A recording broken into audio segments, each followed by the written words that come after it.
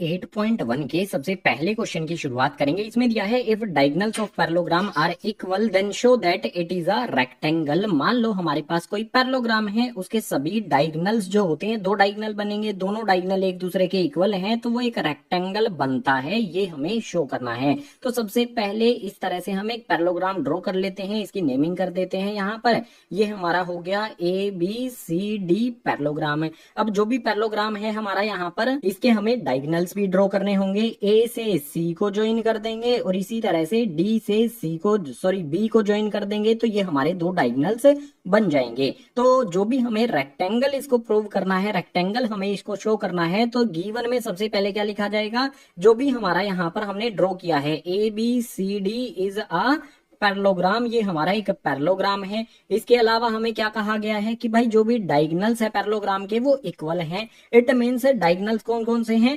AC है और BD है, ये दोनों एक दूसरे के इक्वल हो जाएंगे। तो AC इक्वल्स टू में हो जाएगा हमारे पास BD, ये हमें दिया गया है। बात करते हैं प्रूव की, तो प्रूव में लिखेंगे, यहाँ पर हमें प्रूव करना है कि ABCD is a rectangle. Rectangle prove करने के लिए सबसे पहले हम क्या करेंगे भाई, देखो बहुत सिंपल चीजें हैं। जो भी मेरा यहाँ पर है ट्राइएंगल मुझे लेना है, तो ट्राइएंगल मैं सबसे पहले लेता हूँ ABC, तो इसमें यहाँ पर लिखूंगा मैं इन ट्राइएंगल ABC, और दूसरे वाला जो ट्राइएंगल लूंगा ना उसके बारे में भी समझो। दूसरा ट्राइएंगल होगा यहाँ पर मेरा BAD वाला ट्राइएंगल। इन दोनों ट्राइएंगल्स को सबसे पहले यहाँ पर ट्राइएंगल BAD लिख लेता हूं। इन दोनों ट्राइएंगल्स को हम कोंग्रुएंट करेंगे। कोंग्रुएंट करने के लिए हमें क्या क्या चीजों की जरूरत होगी, देखो सबसे पहले जो भी मेरा ABC यहाँ पर है, इसमें नीचे वाली साइड ABI है, इसी तरह से BAD वाला जो है इसमें भी यही साइड आ जाती है। तो सबसे पहला पॉइंट तो हमें यहीं पर मिल जाता है, AB इक्वल्स टू में हो जाएगा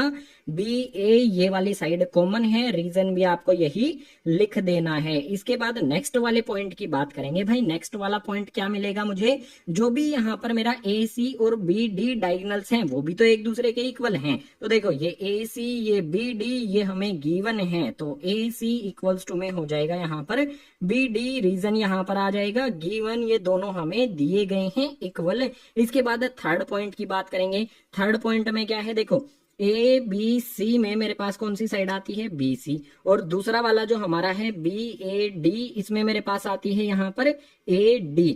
तो जो भी मेरी साइड BC है और AD है, ये क्या है, पैरेललोग्राम की अपोजिट साइड है। और इंट्रोडक्शन वाली वीडियो में मैंने आपको बताया था पैरेललोग्राम की अपोजिट साइड जो भी हमारी होती हैं, यहाँ पर आ जाएगा BC इक्वल्स टू में आ जाएगा मेरा AD, वो एक दूसरे के इक्वल हो जाती हैं। रीजन यहाँ पर हमें लिखना पड़ेगा अपोजिट साइड्स ऑफ पैरेललोग्राम, इस तरह से पैरेललोग्राम को लिखा जाता है। अब यहाँ पर 3 पॉइंट हमें मिल गए हैं, तो मैं ये कह सकता हूँ कि ट्राइएंगल जो है ABC वो कॉन्ग्रुएंट हो जाता है ट्राइएंगल BAD के। कौन से रूल से हुआ है भाई, तीनों कंडीशन में हमें साइड ही मिली हैं, तो मैं कह सकता हूं ऐसे रूल, कॉन्ग्रुएंसी रूल का यूज करके हमने इन दोनों ट्राइएंगल्स को कर दिया कॉन्ग्रुएंट है। अब मेरा जो भी ट्राइएंगल ABC है और दूसरा ट्राइएंगल BAD है, इनको कॉन्ग्रुएंट अगर मैंने कर दिया तो मैं ये कह सकता हूं कि जो भी मेरा एंगल B होगा, जो किस में आता है भाई, ट्राइएंगल ABC में आता है। उसके बाद जो मेरा एंगल A है जो BAD में आता है, ये दोनों एक दूसरे के इक्वल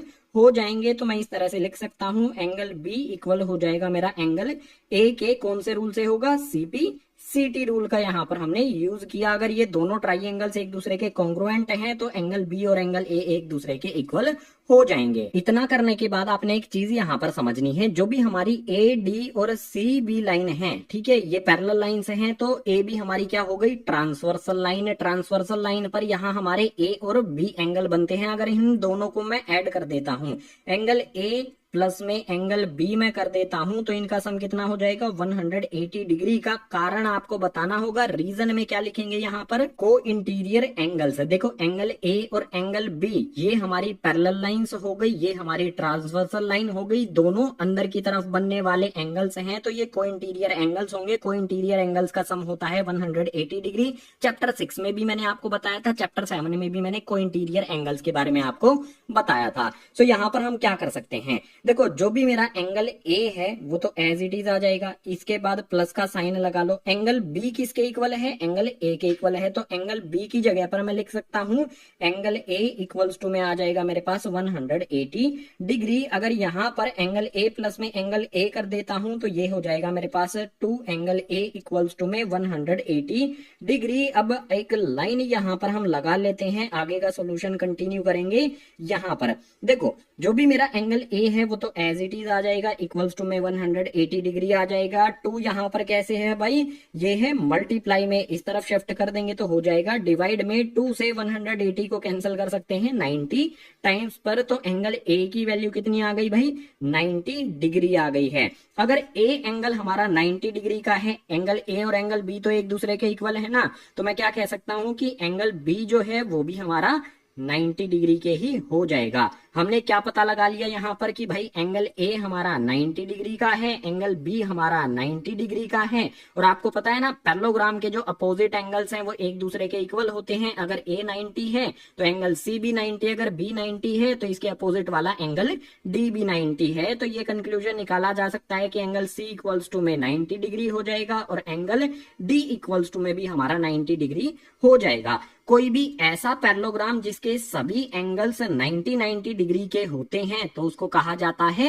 रेक्टेंगल। एक लाइन यहाँ पर हमें लिख देनी है, all angles are of 90 degree each, therefore ABCD is a rectangle. जो भी हमारा यहाँ पर पैरेललोग्राम हमें दिया गया है उसके हर एक एंगल 90 डिग्री के हैं, तो ABCD हमारा एक रेक्टेंगल हो जाता है। क्वेश्चन नंबर 1 कंप्लीट कर लिया है।